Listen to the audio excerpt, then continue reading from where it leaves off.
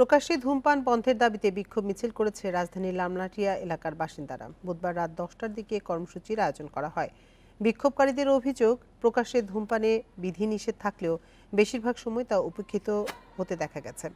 আইনের প্রয়োগ না থাকায় এই প্রবণতা বাড়ছে বলে অভিযোগ করেন তারা। এছাড়া মাদকবন্ধে নজরদারি বাড়ানোর দাবিও তাদের। বলেন, শনিবার 2 নারীকে প্রকাশ্যে ধূমপানে বাধা দেওয়ার কারণেই অপ্রীতিকর পরিস্থিতি তৈরি হয়।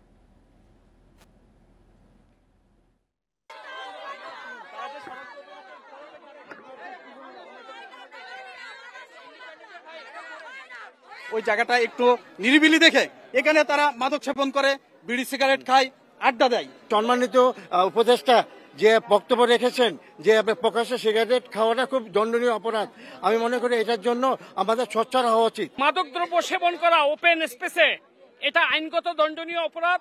আমরা চাচ্ছি আইনের প্রয়োগ হোক,